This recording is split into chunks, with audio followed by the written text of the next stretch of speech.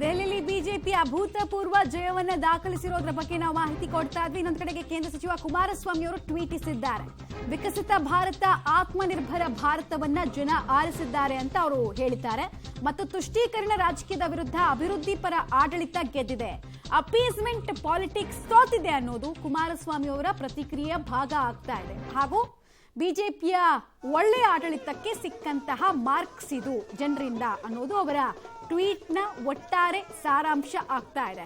ನಮಗೆ ಗೊತ್ತೇ ಇದೆ ಮೈತ್ರಿ ಪಾರ್ಟಿಯಲ್ಲಿದ್ದಾರೆ ಮತ್ತು ಬಹಳಷ್ಟು ಇಂಪಾರ್ಟೆಂಟ್ ಪೋರ್ಟ್ಫೋಲಿಯೋನ ಅವರು ಹ್ಯಾಂಡಲ್ ಮಾಡ್ತಾ ಇದ್ದಾರೆ ಕುಮಾರಸ್ವಾಮಿ ಅವರು. ಇನ್ನೊಂದು ಕಡೆಗೆ ಕಾಂಗ್ರೆಸ್ನ ಸ್ಥಿತಿ ಅಂತೂ ಸೋಲಿನ ಭಯ, ಈ ಶೂನ್ಯದ ಭಯ ಅನ್ನೋದು ಈಗಲೂ ಕಂಟಿನ್ಯೂ ಆಗಿದೆ. ದೆಹಲಿಯಲ್ಲಿ ಖಾತೆಯನ್ನ ತೆರೆಯೋದಕ್ಕೆ ಸತತ 3ನೇ ಎಲೆಕ್ಷನ್ ನಲ್ಲೂ ಕೂಡ ಅವ್ರಿಗೆ ಸಾಧ್ಯ ಆಗಿಲ್ಲ. ಇನ್ಫ್ಯಾಕ್ಟ್ ಅಲ್ಕಾ ಲಂಬಾ ಸೇರಿದಂತೆ ಕಾಂಗ್ರೆಸ್ನ ಅಗ್ರ ನಾಯಕರಿಗೆ ಮುಖಭಂಗ ಆಗಿದೆ, ಮಕಾಡೆ ಮಲಗಿ ಹೋಗಿದೆ ಕಾಂಗ್ರೆಸ್. ಇದಕ್ಕೆ ಅನೇಕ ರೀಸನ್ಸ್ಗಳಿದ್ದಾವೆ. ದೆಹಲಿಯಲ್ಲಿ ಖಾತೆಯನ್ನ ಕಾಂಗ್ರೆಸ್ ತೆರೆಯೋದಕ್ಕಾಗಿಲ್ಲ. ಶೂನ್ಯವನ್ನ ಸತತ 3ನೇ ಎಲೆಕ್ಷನ್ ನಲ್ಲೂ ಸುತ್ತೋದ್ರ ಮೂಲಕ ಹೊಸ ದಾಖಲೆಯನ್ನೇ ಅವ್ರು ನಿರ್ಮಿಸಿದ್ದಾರೆ.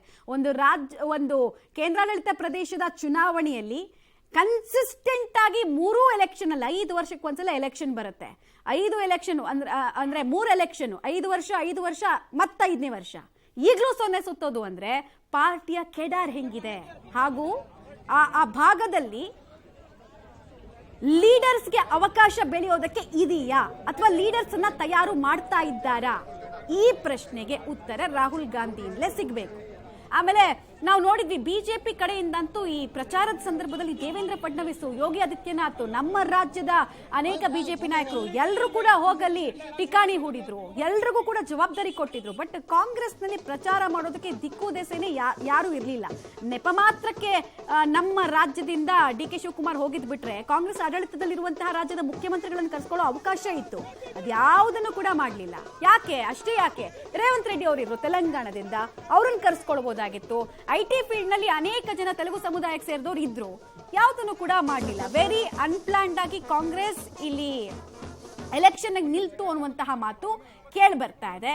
ಮತ್ತೆ ಆಮ್ ಆದ್ಮಿ ಪಾರ್ಟಿ ಜೊತೆಗಿನ ಸಖ್ಯವನ್ನ ಕಡಿದುಕೊಂಡಿದ್ದು ಕೂಡ ಇದಕ್ಕೆ ಕಾರಣ ಆಗ್ತಾ ಇದೆ. ಮತ್ತೆ ಆಮ್ ಆದ್ಮಿ ಪಾರ್ಟಿಗೆ ಇವತ್ತು ಈ ಸ್ಥಿತಿ ಬಂದಿದೆ ಅಂತ ಹೇಳಿದ್ರೆ ಒಂದು ಬಿಜೆಪಿ ಅಲ್ಲೇ ಒಪ್ಕೊಳ್ಳೋಣ. ಎರಡನೇದು, ಕಾಂಗ್ರೆಸ್ ಆಮ್ ಆದ್ಮಿ ಪಾರ್ಟಿನ ಎಕ್ಸ್ಪೋಸ್ ಮಾಡಿದ್ದು. ಅಜಯ್ ಮಾಕೆನ್ ಅವರೇ ಈ ಲಿಕ್ಕರ್ ಗೇಟ್ ಹಿಂಗಾಗಿದೆ ನೋಡಿ ಅಂತ ಎಕ್ಸ್ಪೋಸ್ ಮಾಡಿದ್ದು. ಜನ ಇದನ್ನೆಲ್ಲ ನೋಡ್ತಿದ್ರಲ್ಲ.